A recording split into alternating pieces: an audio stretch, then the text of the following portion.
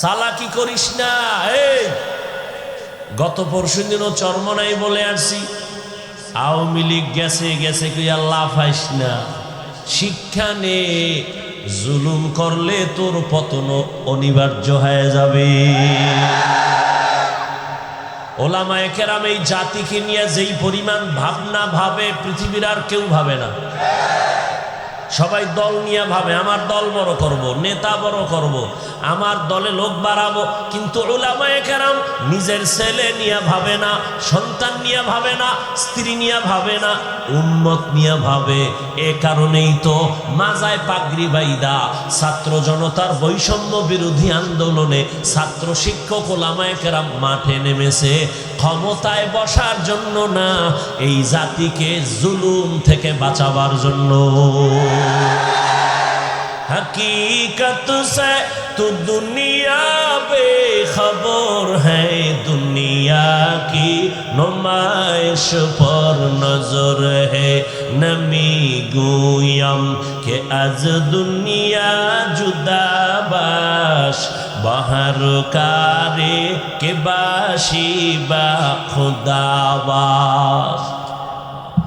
الحمد لله الذي جعل الشمس والقمر بحسبان، والنجم والشجر يسجدان، وفضل زمانا على زمان، كما فضل مكانا على مكان، وإنسانا على إنسان، ونشهد أن لا إله إلا الله وحده لا شريك له، لا ضد له ولا ند له ولا مثل له، ونشهد أن سيدنا وسندنا وحبيب ربنا وطبيبنا وطبيب قلوبنا ومولانا محمدا عبده ورسوله، أرسله بالحق بشيرا ونذيرا، وداعيا إلى الله بإذنه وسراجا منيرا. اللهم صل على محمد النبي الأمي وعلى آله وسلم تسليما. وبعد، فأعوذ بالله من الشيطان الرجيم. بسم الله الرحمن الرحيم. قل يا عبادي الذين أسرفوا على أنفسهم لا تقنطوا من رحمة الله، إن الله يغفر الذنوب جميعا، إنه هو الغفور الرحيم. وقال النبي صلى الله عليه وآله وسلم: التائب من الذنب كمن لا ذنب له، أو كما قال النبي عليه الصلاة والسلام. صدق الله مولانا العظيم، وصدق رسوله النبي الأمي الكريم، ونحن على ذلك من الشاهدين والشاكرين والذاكرين والحمد لله رب العالمين سبحانك لا علم لنا إلا ما علمتنا إنك أنت العليم الحكيم رب اشرح لي صدري ويسر لي أمري واحلل عقدة من لساني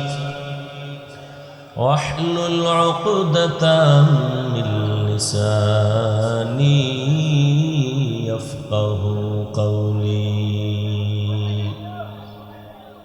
حقیقت کھل جائے گی بوقت امتحان تیرے حقیقت کھل جائے گی بوقت امتحان تیرے کہ سستی میں یا محنت میں گزاری زندگی تو نے کہ سستی میں یا محنت میں گزاری زندگی تو نے دین کی سورج ڈوب رہی ہے ہم لوگوں کی سامنے دین کی سورج ڈوب رہی ہے ہم لوگوں کی سامنے روز محشر کیا جواب ہے مصطفیٰ کی سامنے روز محشر کیا جواب ہے مصطفیٰ کی سامنے محمد نے آ کر کفر کو مٹایا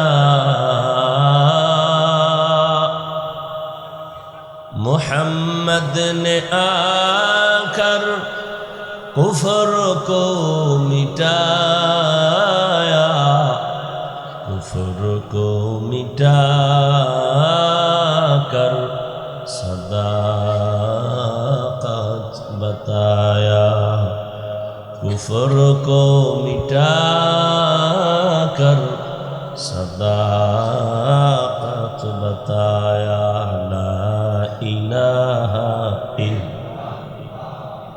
لا الہ الا اللہ لا الہ الا اللہ لا الہ الا اللہ لا الہ الا اللہ لا الہ الا اللہ لا الہ الا اللہ لا الہ الا اللہ لا الہ الا اللہ لا الہ الا اللہ لا الہ الا اللہ محمد رسول اللہ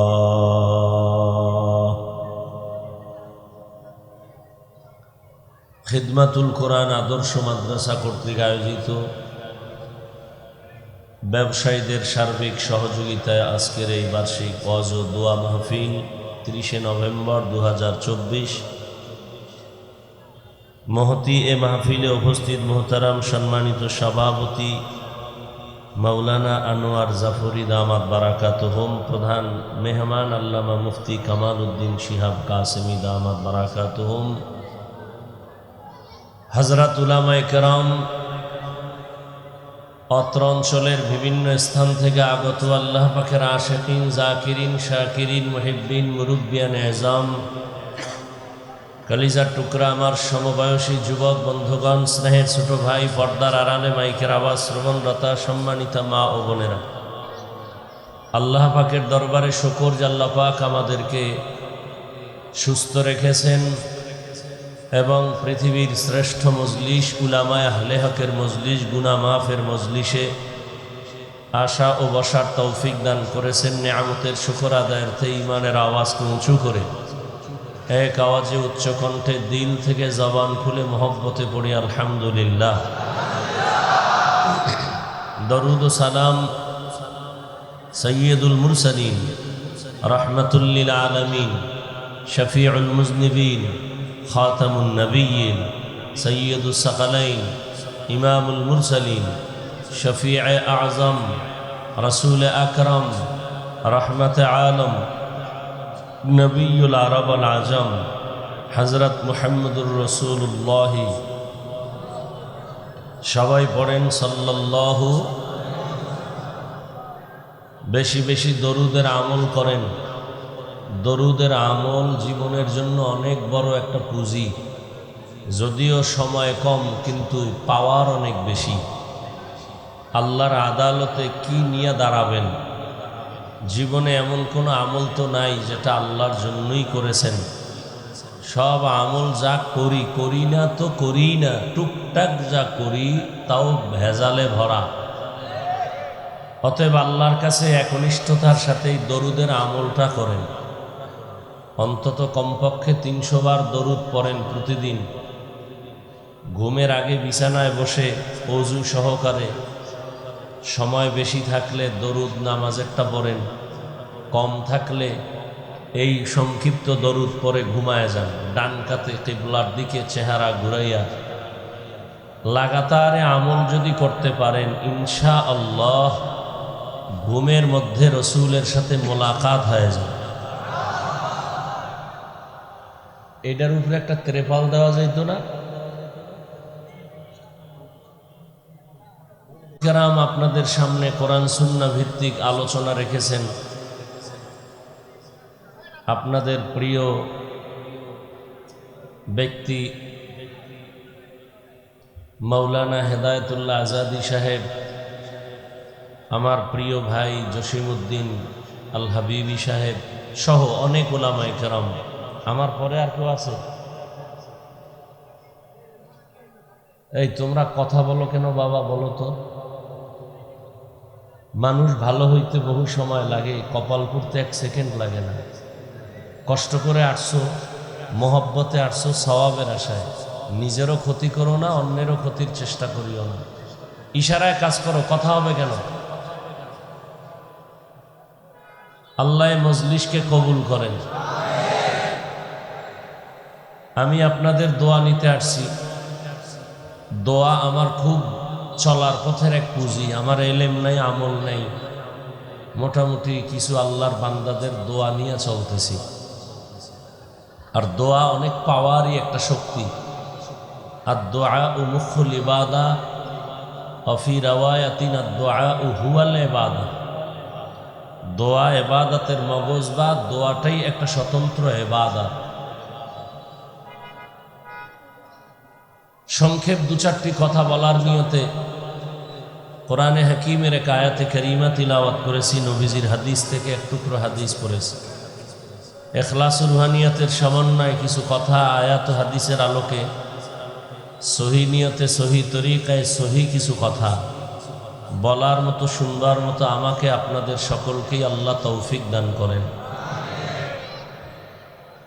কুল ইয়া ইবাদিয়াল্লাযীনা আসরাফু আলা আনফুসিহিম। আল্লাহ বলেন, হে আমার প্রিয় বান্দা বান্দিরা, তোমরা যারা গুনাহ করে নিজেদের উপরে জুলুম করেছো, লা তাকনাতু মির রাহমাতিল্লাহ, আমার রহমত দয়া থেকে তোমরা কেউ ফিরে যেও না, নিরাশ হও না। ইন্নাল্লাহা ইয়াগফিরুদ যুনুবা জামিআ, নিশ্চয়ই আমি আল্লাহ সবার গুনাহকে মাফ করে দিব। ইন্নাহু হুয়াল গফুরুর রহিম, নিশ্চয়ই আমি আল্লাহ চূড়ান্ত ক্ষমাশীল, পরম করুণাময়। নবীজি বলেন, আত-তাইবু মিনাজ যামবি কামান লা যামবা লাহ। যে ব্যক্তি গুনাহ থেকে তওবা করে, আল্লাহ তাকে এতটা পবিত্র করে দেন যে মনে হয় সে জীবনে কোনো গুনাহই করে নাই। এ মজলিস গুনাহ মাফের মজলিস, তওবা কবুল হওয়ার মজলিস। মজলিসটা এত দামি, দামি হওয়ার কোনো নমুনা নাই। যেমন এই মজলিসের মধ্যে সুন্দর সাজসজ্জা নাই, বসার জন্য ভিআইপি বিছানা নাই। মানুষগুলো দুনিয়ার সব থেকে নরমাল বিছানায় বসে আছে।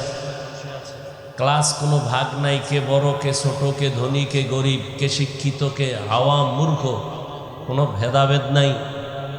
সবাই একাকার হয়ে বসে আছে। এতগুলো মানুষকে নিয়ন্ত্রণ করার জন্য কোনো পুলিশ নাই, প্রশাসন নাই, সব চুপচাপ বসে আছেন।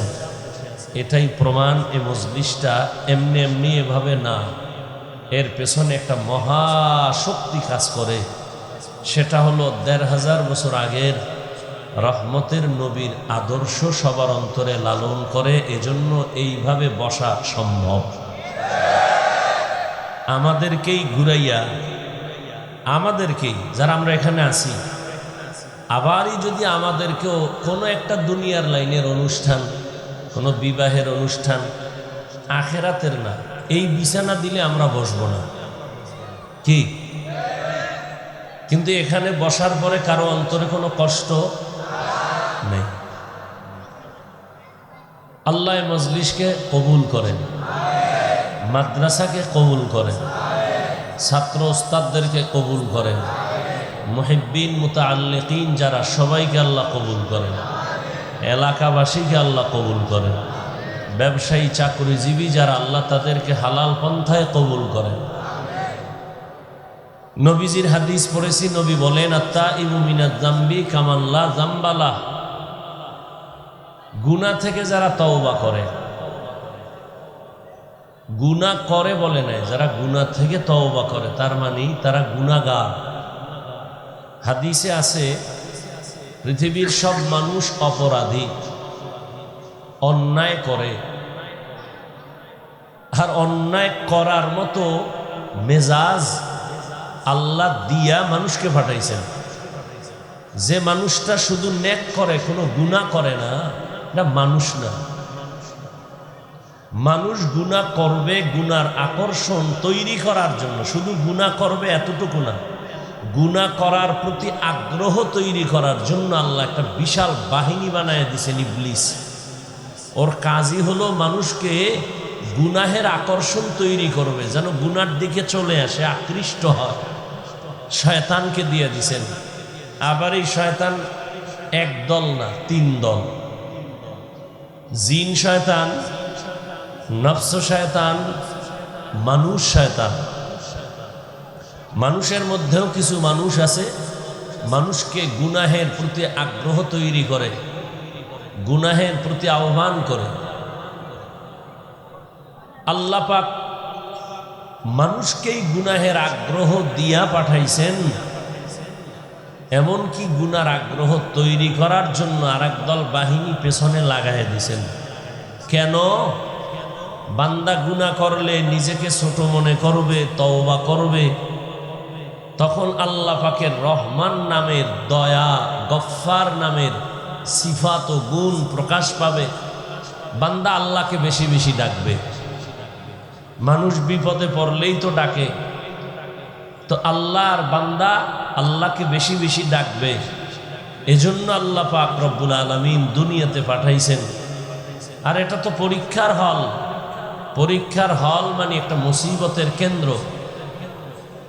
আর এখানে আর একটা নিয়ম হলো, স্বাধীনতা আল্লাহ দেন সবাইকে। পরীক্ষার হলে কে প্রশ্নের উত্তর সঠিক লিখবে কি বেঠিক লিখবে, কারো উপরে বাধা নিষেধ নাই।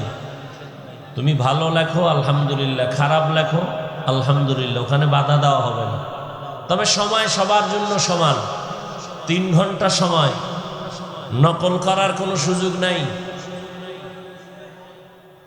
তুমি প্রশ্নের উত্তর যেভাবেই লেখো লেখো, ফলাফলের বেলায় প্রকাশ হয়ে যাবে তুমি কি পুরস্কার পাবে না তিরস্কার পাবে। তো দুনিয়ার সবাই গুনাহগার, তবে ওই গুনাহগার আল্লাহর কাছে দামি যে গুনাহ থেকে তওবা করে, গুনাহ নিজে স্বীকার করে। নবীজি বলেন, কোরআন আমার কাছে সব থেকে বড় দামি একটি কিতাব, আমার জীবনের সব থেকে প্রিয় কিতাব কোরআনুল কারীম। আর এই কোরআনের মধ্যে যে আয়াত আমি পড়লাম, এ আয়াত আরো দামি। কেন? নবীজি বলেন আল্লাহ কত বড় দয়াময়, এই আয়াতের দ্বারাই তা প্রমাণ করেছেন, প্রকাশ করেছেন। কেমন? আল্লাহ পাকে আয়াতের মাধ্যমে পৃথিবীর প্রত্যেকটা মানুষকে, নারী পুরুষ, জান্নাতে নেওয়ার আহ্বান করেছেন। এই আয়াতের মাধ্যমে আল্লাহ পৃথিবীর প্রত্যেকটা মানুষকে পবিত্রতা ঘোষণার আহ্বান করেছেন। কি বলেছেন?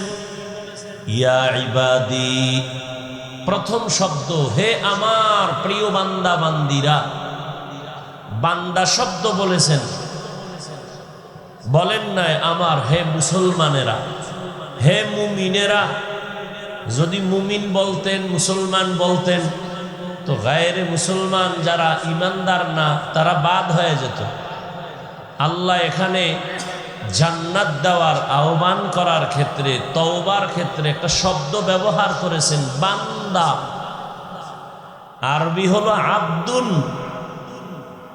আব্দ বা আবেদ মানে বান্দা।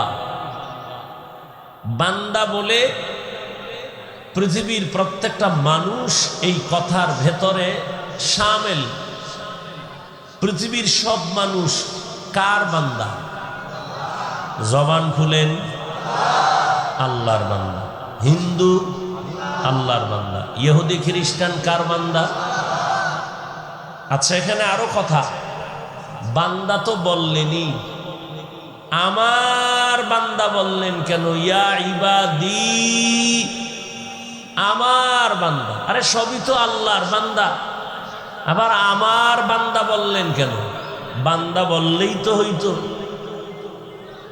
এর জবাব কয়েকটা।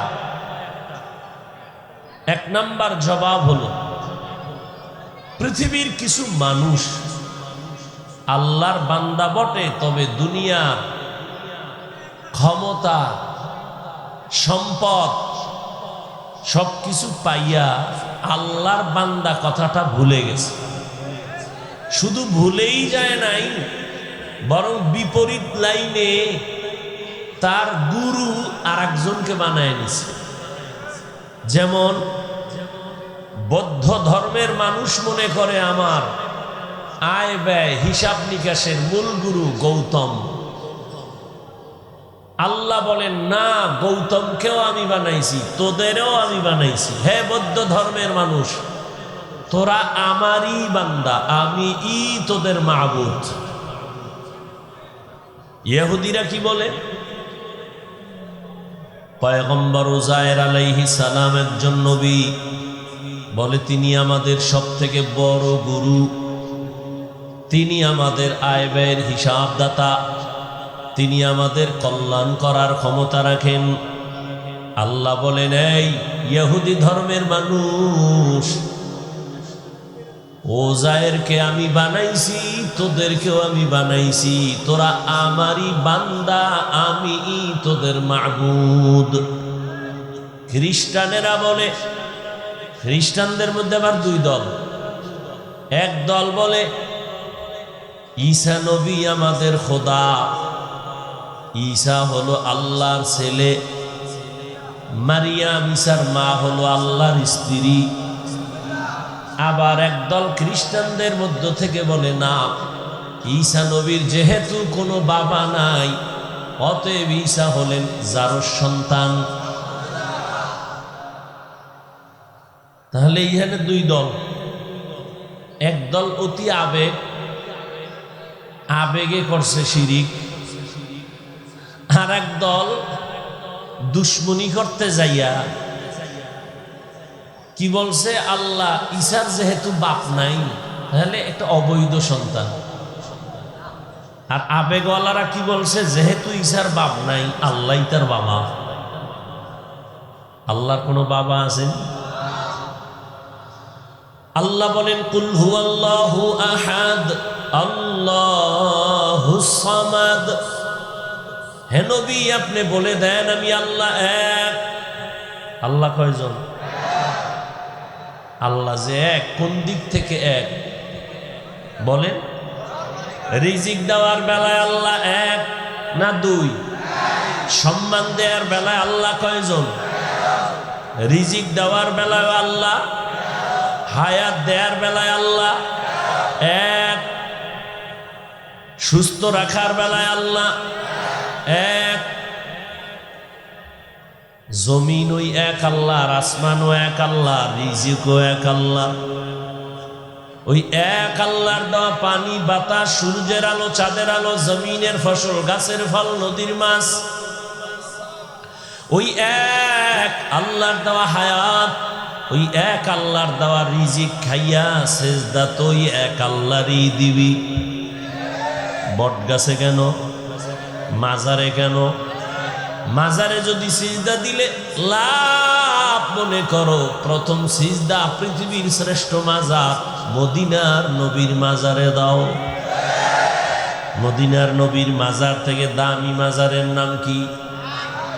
আজমিরের মাজার, নিজামুদ্দিন আউলিয়ার মাজার, শাহজালাল শাহপরানের মাজার। এরে আল্লাহর গোলাম, মদিনার নবীর মাজার থেকে দামি কোনো মাজার? নবীর মাজারে সেজদা চলবে? নবীর মাজারে, জমিনের মধ্যে শ্রেষ্ঠ মাজারে যা চলবে না, দুনিয়ার কোন মাজারেও তা চলতে দেওয়া যাবে না। কোনো ভেজাল আছে? সেজদা কে পাবে? রিজিক কে দেয়? তো সেজদা আর একজনের দেও কেন? যে রিজিক দেয় তারে দাও। জীবনের মানুষের বডির মধ্যে শ্রেষ্ঠ জায়গা হলো কপাল।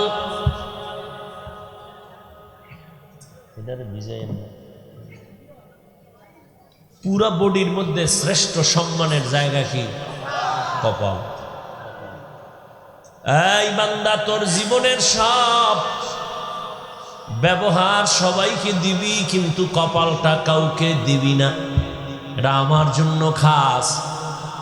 এই স্বামী আর স্ত্রী, তোমার জীবনের সব কিছু অন্যের সাথে করো, সন্তান, মা বাবা, সবার সাথে তুমি মোহাব্বতের আদান প্রদান করো, কিন্তু আসল ব্যবহারটা স্বামীর জন্য খাস। এখানে যদি অন্য কোনো সুযোগ সন্ধান করো, তাহলে পরকীয়ার লাইনে গিয়া তোমার জীবন ধ্বংস। কোনো মহিলাও মানবে না, কোনো স্বামীও মানবে না। ঠিক বান্দা, হাত অন্যের সাথে ব্যবহার করো, পা করো, চোখ করো, সব কপালটা আল্লাহর জন্য খাস। এখানে অন্য কাউকে যদি ঢুকায় দাও, এই বিষয়েও আল্লাহ কাউকে ক্ষমা দিবেন না। ইন্নাল্লাহা লা ইয়াগফিরু আন ইউশরাকা বিহি ওয়া ইয়াগফিরু মা দুনা যালিকা লিমান ইয়াশা ওয়া মান ইউশরিক বিল্লাহ ফাকাদ দাল্লা দালালান বাঈদা ওয়া মান ইউশরিক বিল্লাহ ফাকাদ ইফতারা ইসমান আযীমা ওয়া মান ইউশরিক বিল্লাহ ফাকাদ হারামাল্লাহু আলাইহিল জান্নাহ। আল্লাহ বলেন, যারা সেজদাটা আরেকজনকে দিবি তুই মুশরিক। আমি আল্লাহ সব গুনাহ চাইলেই ক্ষমা দিব, তবে শিরকের গুনাহ চাইলেই ক্ষমা দিব তো না, দিবই না, বড় স্পষ্ট ঘোষণাই দিয়ে দিলাম, তোর জন্য জান্নাত হারাম। এর ময়দানে তুই যত আমল নিয়ে দাঁড়াও, আমি পাল্লায় ওজনেও উঠাবো না। ফালা নুকিমু লাহুম ইয়াউমাল কিয়ামাতি ওয়াজনা। আল্লাহ কয়জন? আল্লাহর মতো আরো একজন আল্লাহ? লাম ইয়ালিদ লাম ইউলাদে উলাইকাস ওয়ালিদ মাউলুদেরা ও খালেকাস। লাম ইয়ালিদ লাম ইউলাদে উলাইকাস ওয়ালিদ মাউলুদেরা ও খালেকাস। আল্লাহ কাউকে জন্ম দেন নাই, কারো থেকেও জন্ম নেন নাই, তবে আমার আল্লাহ এক। সন্তান আল্লাহ দেন না, আল্লাহ কারো সন্তান না, তিনিও কোনো সন্তান জন্ম দেন নাই, তবে দুনিয়াতে যত মানুষ বানানো পাঠানো সব আমার আল্লাহর কুদরতের ক্ষমতা। নাফিস সাহেব সন্তান দিতে পারে? পীর সন্তান দিলে নিঃসন্তান নারী থাকতো দুনিয়ায়? সন্তান দেয়ার মালিক কে? যদি কেউ মনে করে আরো কেউ সন্তান দিতে পারে, মনে করার নাম শিরিক। যারা মনে করে তাদের নাম মুশরিক। রিজিক দেওয়ার মালিক কে? গ্রামীণ ব্যাংক, চাকুরি, হ্যাঁ, সার্টিফিকেট, এই সার্টিফিকেটওয়ালা চাকরি না করলে খাবি কি? আমরা হুজুরেরা খাই কি? মহামারী করোনায় তাকায় কি দেখো নাই? চাকুরিজীবীর চাকুরি নাই, ব্যবসা নাই, স্কুল কলেজ সব বন্ধ, লেখাপড়া বন্ধ, গাড়ি বন্ধ, ফ্যাক্টরি বন্ধ, ট্রেন বন্ধ, সব বন্ধ হয়ে গেল। আমগো টুপিওয়ালাদের একটা মাদ্রাসাও বন্ধ হয় নাই। রিজিক দেয় কে? গর্তাওয়াকুল মিকুনি হর সুবহ শাম, میرسانا درسق تو از لا مقام، جز با حق چی زی مخاذ انس جا، فضل او عامستی در جمله جاہا। একদল গেছি গা কান্দে সবার আইছি, আর একদল কান্দে ভাইয়াও ভাইলাম না। কিন্তু হুজুরদের কোনো টেনশন নাই। রসুলের আদর্শ নিয়ে যারা আছে, আগেও যেমন এখনো তেমন ভবিষ্যতেও তেমন, বেয়াদবি করলে তার পতন অনিবার্য। এই যত ঝামেলা দেখো বাংলাদেশে, সব আলেমদের সাথে বেয়াদবি করার ফলাফল।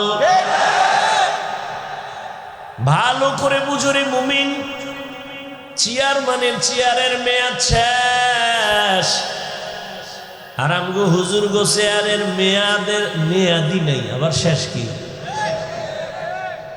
চেয়ারের কোনো মেয়াদ আছে নাই? চালাকি যা করছো সব সার, সব চালাক কিন্তু ধরা খাইয়া সুন্দরবনে ঘুমায়।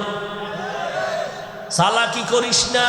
এই গত পরশুদিনও চরমনাই বলে আসছি, আওয়ামী লীগ গেছে গেছে কইয়া লাফাইস না, শিক্ষা নে। জুলুম করলে তোর পতন অনিবার্য হয়ে যাবে। ওলামায়ে কেরাম এই জাতিকে নিয়ে যেই পরিমাণ ভাবনা ভাবে, পৃথিবীর আর কেউ ভাবে না। সবাই দল নিয়ে ভাবে, আমার দল বড় করব, নেতা বড় করব, আমার দলে লোক বাড়াবো। কিন্তু উলামায়ে কেরাম নিজের ছেলে নিয়ে ভাবে না, সন্তান নিয়ে ভাবে না, স্ত্রী নিয়ে ভাবে না, উম্মত নিয়ে ভাবে। এ কারণেই তো মাজায় পাগড়ি বাইদা ছাত্র জনতার বৈষম্য বিরোধী আন্দোলনে ছাত্র শিক্ষক উলামায়ে কেরাম মাঠে নেমেছে, ক্ষমতায় বসার জন্য না, এই জাতিকে জুলুম থেকে বাঁচাবার জন্য। हकीकत से तो दुनिया बेखबर है, दुनिया की नुमाइश पर नजर है। नमी गुयम के आज दुनिया जुदा बाश, बाहर कारे के बाशी बा खुदा बाश।